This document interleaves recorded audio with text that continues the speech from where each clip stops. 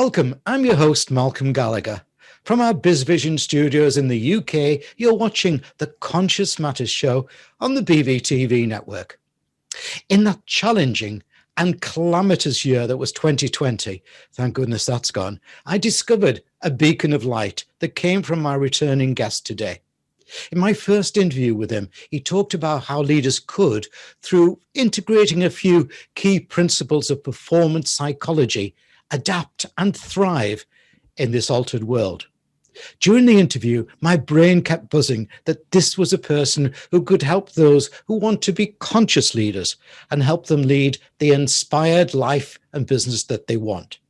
So come with me now to Denver, Colorado, and let's meet once again from Bergford Performance Systems, the inspirational Brian Bergford. Welcome, Brian.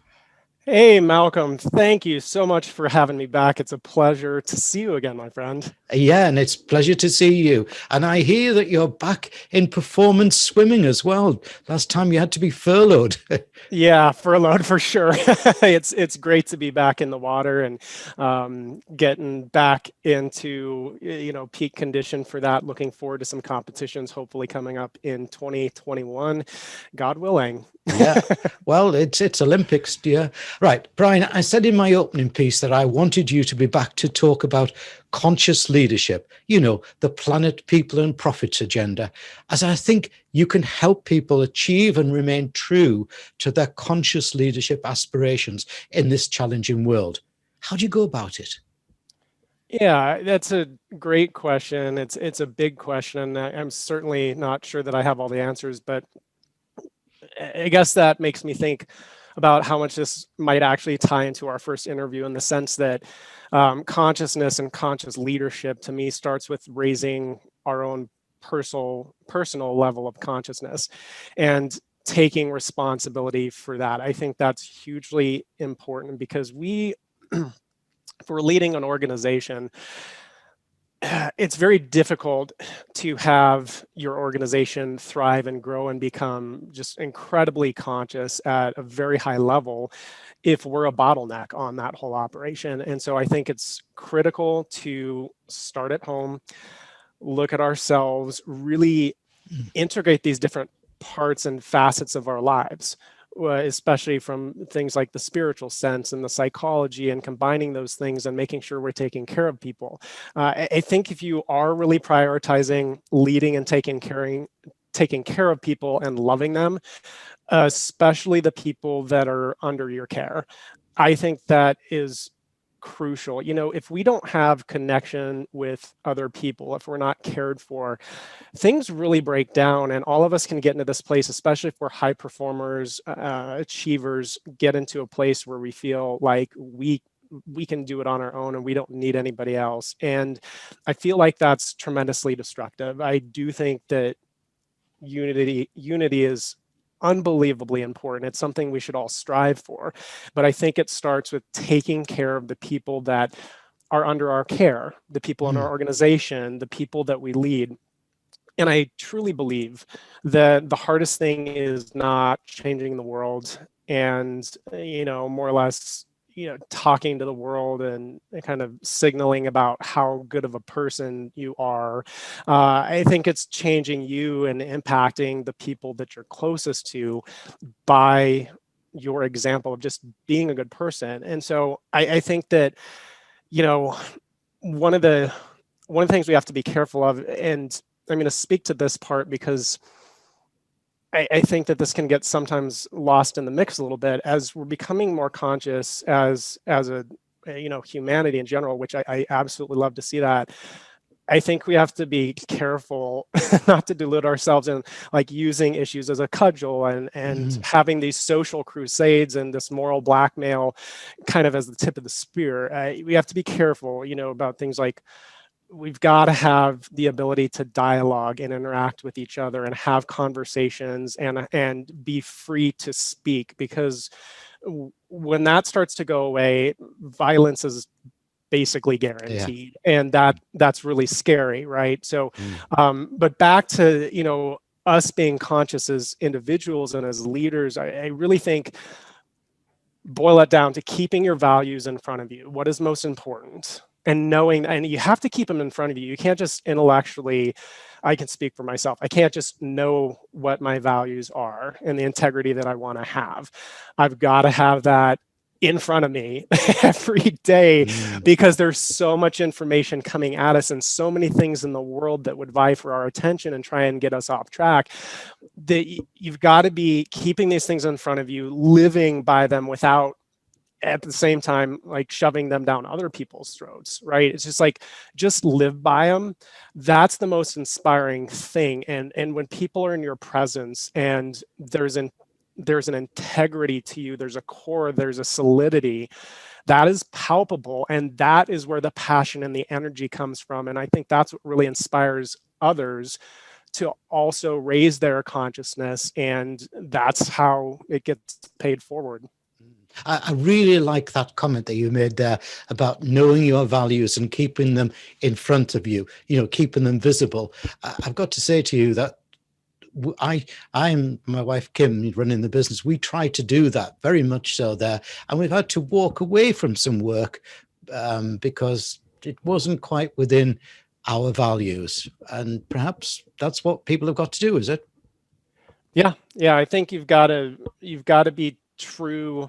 You definitely have to be true to yourself, and that's just a question of integrity, right? And you don't have to make a big deal out of it, but it just goes back to what we tell kids, right? Yeah. Like peer pressure and everything else. And it's funny because we become adults and we have sophisticated ways of succumbing to peer pressure and having people kind of push us into thinking a certain way, or pressure because of money or whatever the case might be. And so I certainly feel it's one of those things of, I don't have all the answers, and I'm not here to tell people what to think or what to believe, but I do think having integrity about what you believe, but at the center of all of it, at the risk of sounding corny, this has just been coming up for me a lot lately. It has to be love.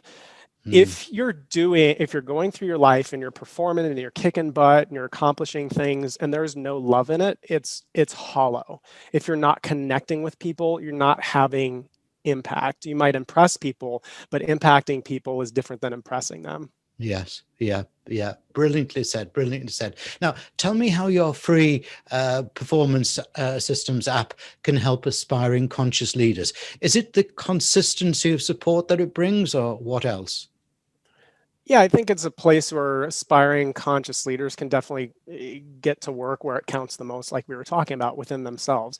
I recently did a training. It was kind of impromptu because this this topic had been coming up just with various clients and people that I'm close to, and it was this trying to reconcile the spiritual with the performance end, and seeing those as kind of two separate worlds, but we have the sense that we need both of those in order to be healthy.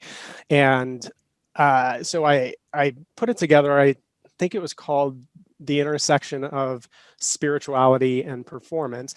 And that's a training that I actually loaded into the free section. There's just a ton of free resources in the Bergford Performance Systems app that people can go in there. There's more than enough to look through to keep people busy, but I wanted to give them a place to go. And it's just interesting you asked that question, because I did that training very recently and it was very different from what I've typically done, because I've always been on the psychology end and all this stuff, but I am very much interested in the spiritual nature and aspect of things, and how the manifest is a reflection of what's unmanifest, and whether that's in our underlying attitudes and our belief systems and the way that we think and how we talk to other people and how we talk to ourselves.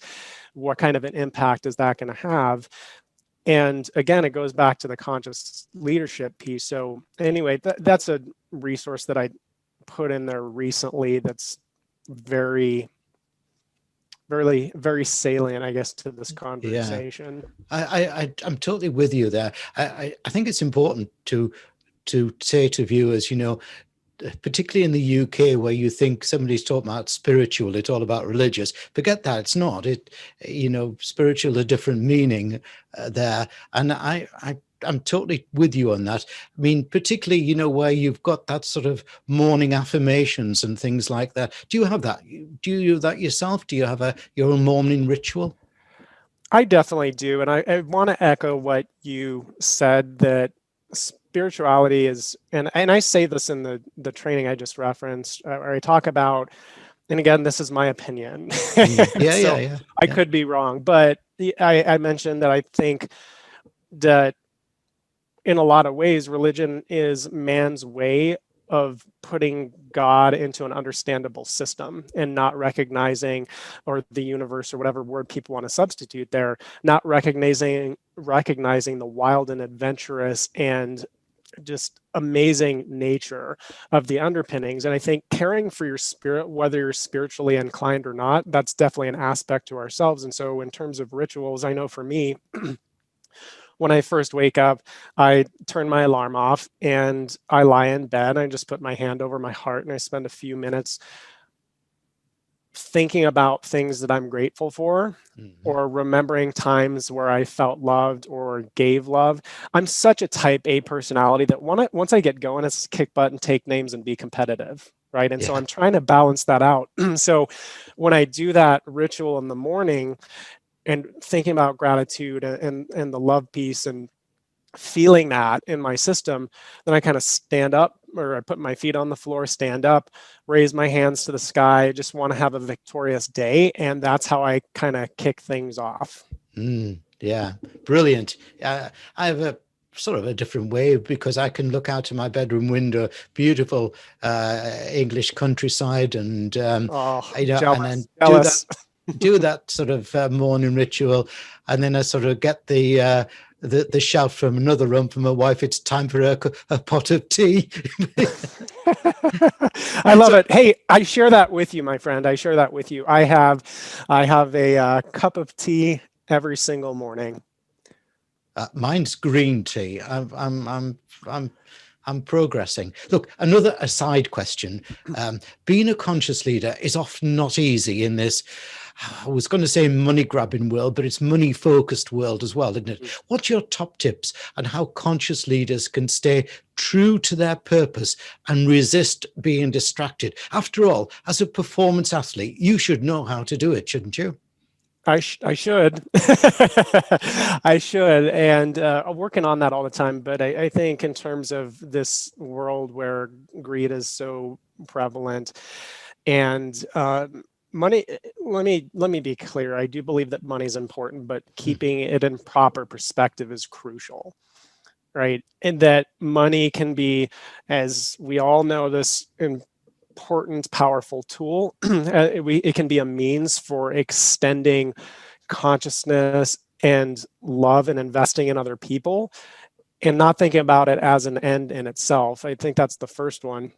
And in order to stay true to your purpose, you can't have a negotiable, we talked to, or alluded to this earlier, but a negotiable, interchangeable set of internal values that just sets you up for a lot of conflict. If things can kind of be shuffled and moved around, like that's a problem. I mean, that's the same thing as 4 or 5 times a year, kind of shuffling your secretary in front of your wife, and like Yeah. that's you got to be real careful about having flex. So we're not talking about rigidity, but we do need to hold ourselves to that standard. And it's a tough thing to talk about, but if we're talking about staying true to our mission and our purpose and having an integrity, if the integrity breaks down, even if nobody else knows about it, we know about it, and it does a number internally. We can't be in alignment. We can't have the same flow of power and energy and performance coming through.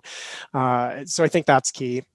I would say never allow your vision to be at the mercy of distractions and obstacles that are inevitably going to come up in this world.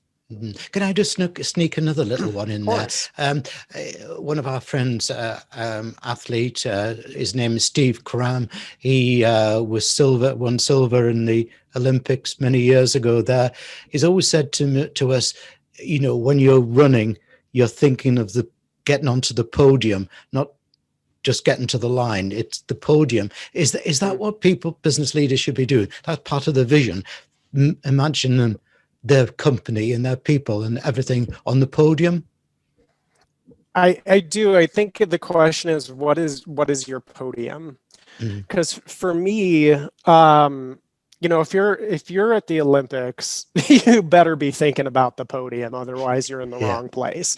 But the podium looks different. Podium looks different for all of us. If you're a business leader and you really want to lift people up, and John Maxwell does a magnificent job of speaking to this piece about, you know, he wants to add value to leaders so that they multiply value to others, as opposed to adding value to followers that it doesn't multiply, it's just addition. There's no sort of multiplication, there's no larger exponential growth type of a thing. And so I think as leaders, we really have to clarify, look at our vision and our values and know, what does that podium look like? What am I working for? What am I trying to get to?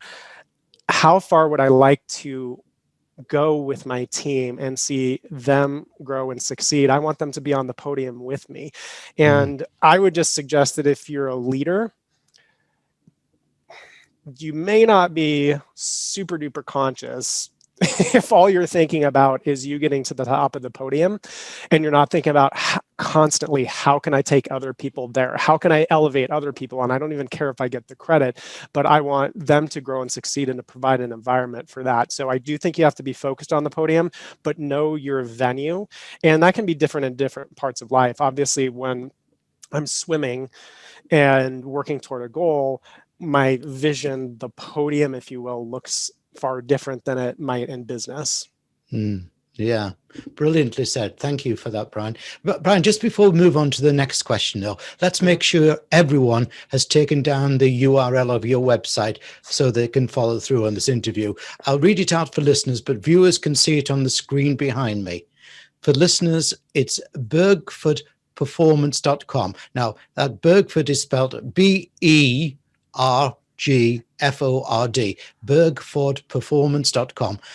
Now, Brian, is that where they go to get your free app, by the way? Yeah, absolutely. And that's the place to go. Bergfordperformance.com. There's a little box where you can put your email in, and it tells you about giving you access to the app and a bunch of other materials. There really is a lot loaded in that. So I think it's absolutely worth people going through. I spent a ton of time and energy and money because I wanted to have something of value that people could access easily. And one other thing real quick I wanted to say about the last question was when we were talking about obstacles and distractions, asking yourself, how can I move past this? How can I work around this while staying focused on the goal?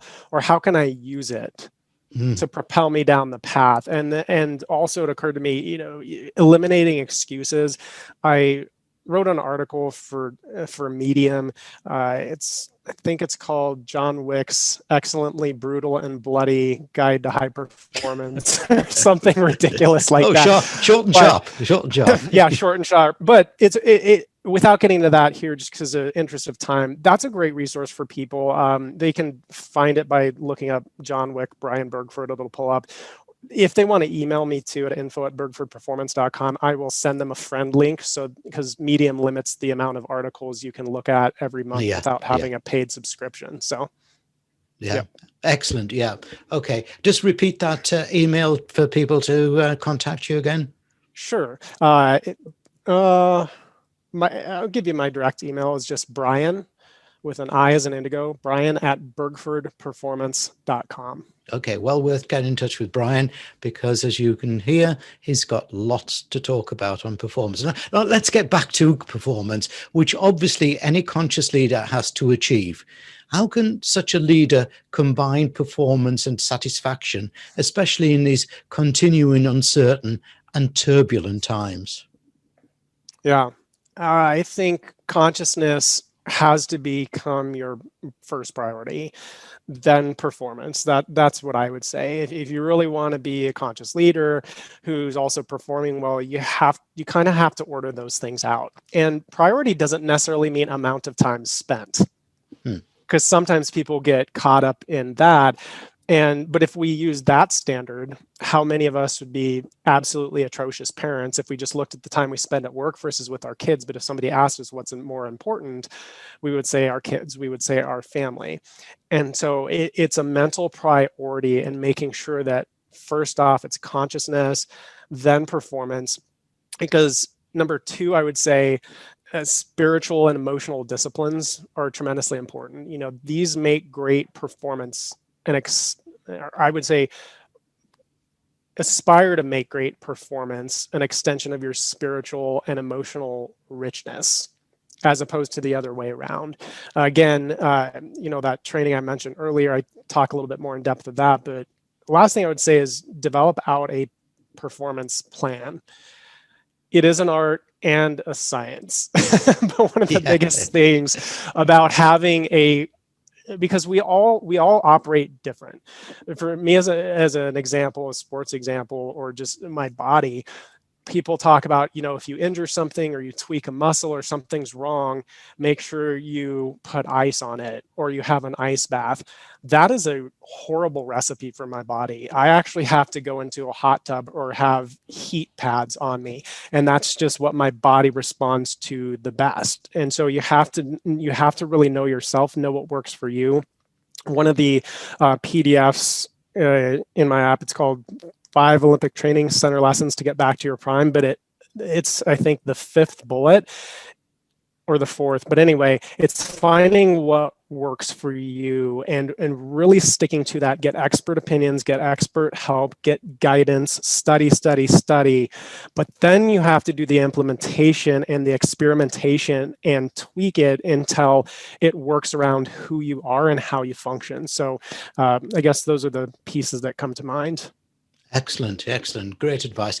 Brian, as I said at the beginning, it's 2021, and our first quarter theme with guests is Awaken. We're saying that because I think far too many businesses have sort of drifted, have slumbered through 2020. You don't blame them in some cases, but you can't keep slumbering forever, can you? So Awaken is what we're about, especially with the conscious agenda in mind. What 3 things do you want people watching this interview to awaken to or about in respect of your work? I would say number 1 would be developing an awareness around your conscious and your unconscious agendas. So we all have unconscious agendas. Yeah.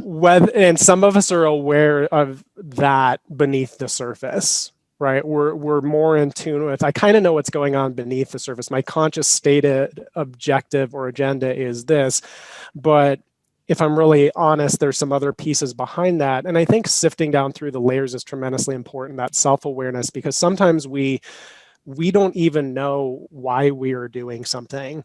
We think it's for one reason and it's for something totally different. And sometimes that can be very destructive. So I think taking the unconscious agendas, promoting them, bringing them to your conscious awareness so you can intelligently design out which are going to serve you the best.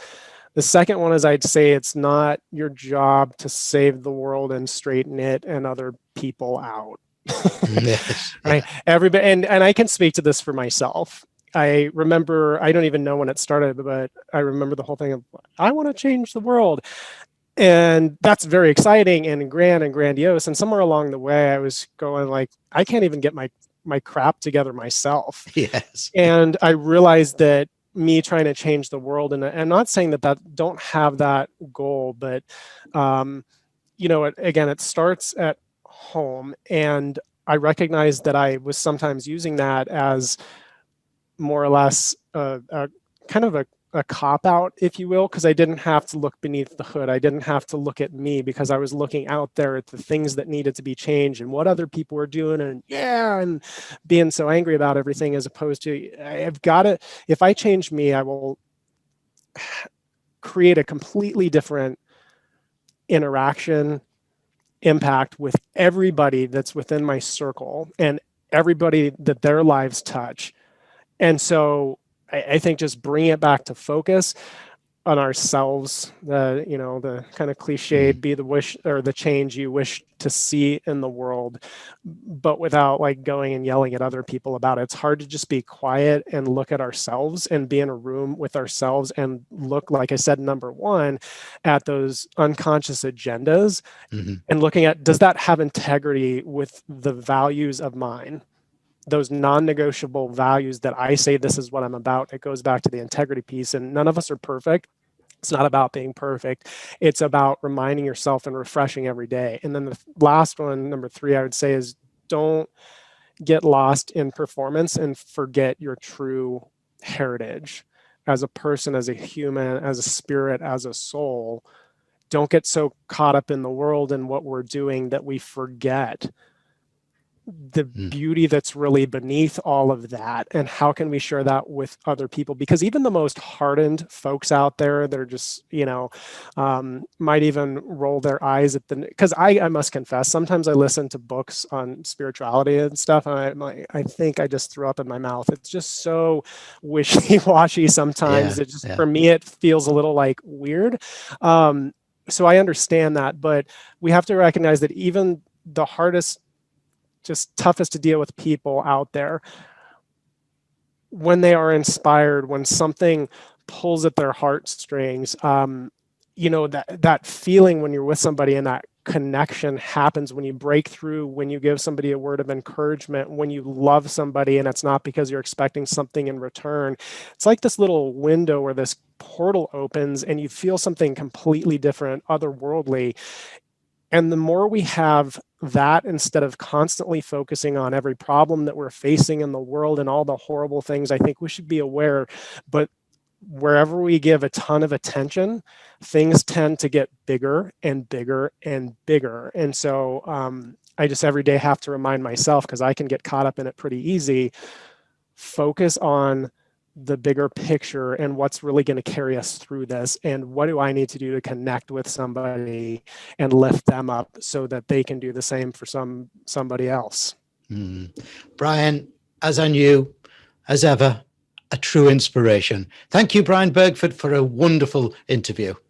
You're welcome. Thank you so much, Malcolm. I love being on with you. I love the work that you're doing. I really appreciate it.